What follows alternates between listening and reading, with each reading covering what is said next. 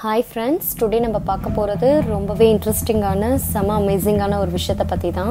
மழை வந்தாலே எல்லோருக்கும் ஒரு இனம் புரியாத மகிழ்ச்சியும் பல பேருக்கு அதுல நனையும் கூட பிடிக்கும். அப்படி நனைஞ்சிட்டே இருக்கும்போது சடனா மழையோட சேர்ந்து மீன்கள் வந்தா எப்படி இருக்கும்? இந்த மாதிரியான மீன் மழையை பத்தி தான் இந்த வீடியோல நம்ம பார்க்க போறோம். இதை கேட்கும் போதே ரொம்ப கியூரியாசிட்டியா இருக்குல்ல. அதுக்கு முன்னாடி நம்ம சேனலை சப்ஸ்கிரைப் பண்ணாதவங்க பண்ணிக்கோங்க, கூடவே பெல் ஐகானையும் கிளிக் பண்ணிக்கோங்க. ஸோ நெக்ஸ்ட் போடுற வீடியோ உங்களுக்கு நோட்டிஃபிகேஷனாக வரும். Don't miss it. வாங்க வீடியோக்குள்ளே போகலாம். செப்டம்பர் 2017 மெக்சிகோவில் இந்த மாதிரியான மழை பெஞ்சிருக்கு. அப்போ அங்கே இருக்க மக்களுக்கு இது ஒரு பயங்கரமான பேனிக்கை க்ரியேட் பண்ணிச்சுன்னு கூட சொல்லலாம்.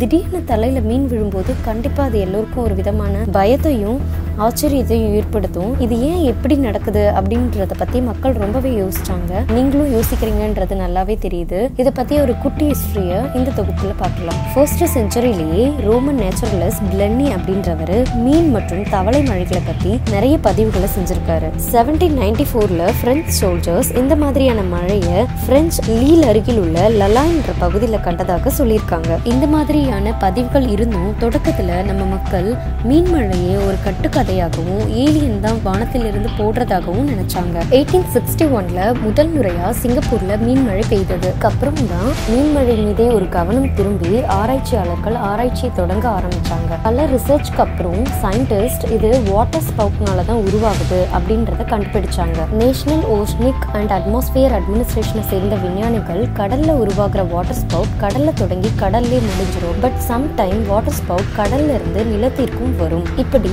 கரைக்கு வரும் வாட்டர் ஸ்பவுட் ரொம்பவும் பெரிதாகவும் ஆபத்தாகவும் இருக்கும். இப்படி கரைக்கு வரும் வாட்டர் ஸ்பவுட்னால தான் ஃபிஷ் மழை வருதுன்னு சொல்லியிருக்காங்க. சுருக்கமா சொல்லணும்னா சூறாவளி ஏற்படும் போது வாட்டர் ஸ்பவுட்னால கடல்ல இருக்க தண்ணிய மேகங்கள் உறிஞ்சும் போது தண்ணிக்கு மேலோட்டமா இருக்க மீன்களை எல்லாம் அந்த சுழல சிக்கி மழைத்துளியோட சேர்ந்து வரும். இதுதான் மீன் மழையா வந்து பொழியுது. சாதாரண தூசியை கொண்டு வரும் சூறாவளிகள் 320 கிலோமீட்டரும், மெட்டல் போன்ற கனமான பொருட்களை கொண்டு வரும் சூறாவளிகள் 80 கிலோமீட்டர் வரை பயணிக்குமா. வாட்டர் ஸ்பவுட்னால ஒரு இடத்துல உறிஞ்சப்பட்ட மீன், தவளை போன்றவை அவற்றின் எடையை பொறுத்து ஒரு சில தூரம் பயணித்து மீன் அல்லது தவளை மழையாக பொழியுதான். வாட்டர் சோர்ஸ் பக்கத்துல உள்ள பகுதிகளில் இந்த மாதிரியான தவளை மற்றும் மீன் மழை பொழிஞ்சிருக்கு. தவளை மழை அப்படின்னு கேட்கும் போதே ரொம்ப ஆச்சரியமா இருக்குல்ல.